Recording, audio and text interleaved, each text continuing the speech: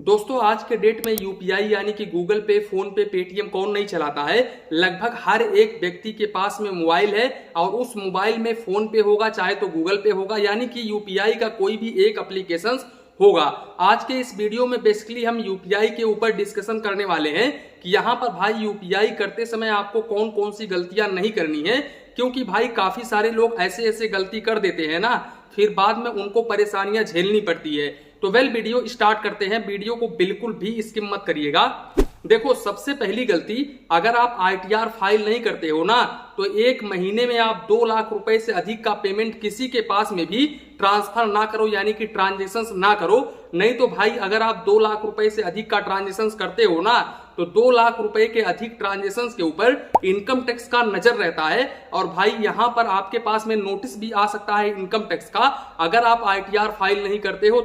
तो यहां पर मेरा कहना यही रहेगा कि अगर आप आईटीआर नहीं फाइल करते हो तो आप 2 लाख रुपए से अधिक का ट्रांजेक्शन एक महीने में यूपीआई के जरिए, चाहे तो वो गूगल पे हो चाहे तो वो पेटीएम हो, बिल्कुल भी ना करें। और दूसरी गलती देखो, यहां पर कई बार क्या होता है कि आप बड़े बड़े ट्रांजेक्शन जैसे कि 50,000 1 लाख रुपए यूपीआई के जरिए किसी के पास में भेजते हो, तो ऐसी गलती आपको बिल्कुल भी नहीं करना है, क्योंकि भाई यूपीआई सर्वर के ऊपर काम करता है और ये एक तरह का सिस्टम है। यहाँ पर भाई यूपीआई पर काफी सारे लोग ट्रांजेक्शन करते रहते हैं। तो यहाँ पर मैं आपको कहना चाहता हूं कि अगर मान लो आपको इमरजेंसी है, नीड है, किसी के पास में पैसे भेजना है जैसे कि 50,000 रुपए 1 लाख रुपए, और आप पेमेंट करते हो और कहीं बाई चांस आपका पेमेंट पेंडिंग में चला गया ना, तो यहां पर भाई आपका पैसा ना ही तो आपके अकाउंट में आएगा ना ही तो सामने वाले के अकाउंट में जाएगा, और 7 वर्किंग डेज लगने वाला है यहां पर आपका पेमेंट क्लियर होने में। तो यहां पर मेरा सजेशन यही रहेगा कि अगर आप बड़े अमाउंट का ट्रांजेक्शन करना चाहते हो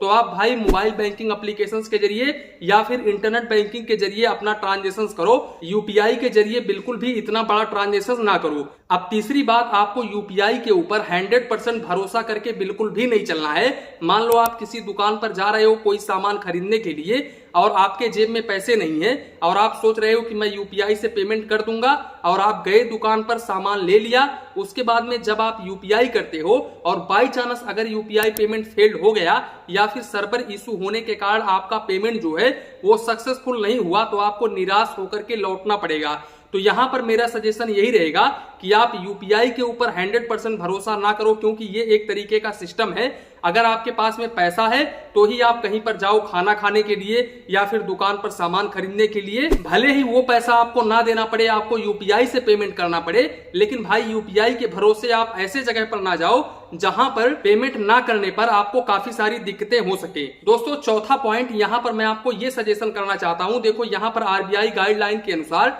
यानी कि एनपीसीआई गाइडलाइन के अनुसार आप पर डे यूपीआई 1 लाख रुपए तक कर सकते हो। लेकिन दोस्तों यहां पर मैं आपको बता दूं, अगर आप अपने मोबाइल फोन में कोई भी यूपीआई ऐप रखे हुए हो जैसे कि गूगल पे, फोन पे, पेटीएम वगैरह कुछ भी रखे हुए हो, और अगर आपने उस एप्लीकेशंस को अपने मोबाइल में से डिलीट कर दिया ना, और मान लो आपको कभी भी यूपीआई की आवश्यकता पड़ी, यूपीआई करने की आवश्यकता पड़ी, और बाद में जब आप उस यूपीआई एप्लीकेशंस को दोबारा से इंस्टॉल करेंगे ना, तो भाई जब आप यूपीआई पेमेंट करोगे तो फर्स्ट 24 आवर्स के अंदर आप ओनली 5,000 रुपए ही कर सकोगे। तो इस बात का आप जरूर ध्यान रखें। यहां पर आप ऐप डिलीट करने से पहले आप अपने माइंड में ये सेट जरूर कर लें कि भाई मैं दोबारा जब एप्लीकेशंस को इंस्टॉल करूंगा तो यहां पर मैं 24 घंटे के अंदर ओनली 5,000 रुपए ही कर पाऊंगा किसी के पास में। तो यहां पर मैं आपको कहना चाहता हूं, सबसे पहली बात तो यहां पर चौथा पॉइंट ये है कि आपको काफी सारे यूपीआई ऐप को, जैसे कि 2-3 यूपीआई ऐप को अपने फोन में रखना है, क्योंकि भाई आज के डेट में यूपीआई हर कोई इस्तेमाल करता है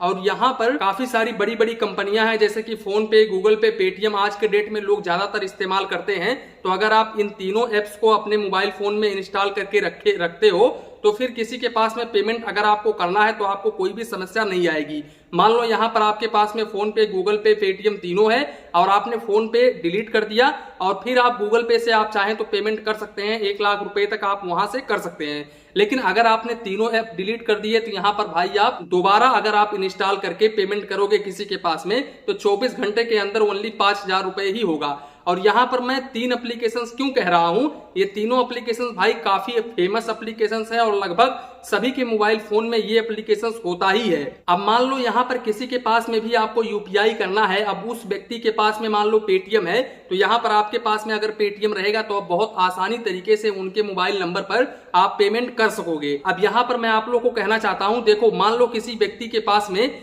फोन पे है और आपके पास में भी फोन पे है, तो आपको पेमेंट करने में कोई भी समस्या नहीं आएगी, आप उनके फोन पे नंबर से पेमेंट कर सकोगे। लेकिन अगर आपके पास में फोन पे नहीं होता है, मान लो आपके पास में गूगल पे है, तो फिर आप अगर नंबर से पेमेंट करते हो तो यहाँ पर पेमेंट आपका सक्सेसफुल नहीं होगा, उस व्यक्ति के पास में नहीं पहुंचेगा। तो एक ये भी रीजन है। दूसरा पॉइंट मैं आप लोगों को कहना चाहता हूं, देखो यहाँ पर अगर कोई अनजान व्यक्ति आपके पास में आता है और बोलता है कि मैं आपके पास में पैसे भेजता हूं यूपीआई के जरिए और आप मुझे कैश दे दो, तो इस तरह की गलती आपको बिल्कुल भी नहीं करनी है। हो सकता है सामने वाला फ्रॉड हो, आपके पास में पेमेंट किया, उसके बाद में फिर जब वो पकड़ा जाए तो देखो यहाँ पर साइबर सेल वाले क्या करते हैं, चैन माध्यम से गिरोह को पकड़ते हैं। तो यहाँ पर भाई उस फ्रॉड ने जैसे कि आपके मोबाइल नंबर पर पेमेंट किया, आपके फोन में आया, फिर आपने किसी के पास में भी पेमेंट किया, तो भाई देखो यहाँ पर फ्रॉड का जो अकाउंट नंबर है वो तो फ्रीज होगा ही होगा, साथ में आपका भी अकाउंट नंबर फ्रीज होगा और साथ में आपने जिसके पास में पेमेंट किया है उसका भी अकाउंट नंबर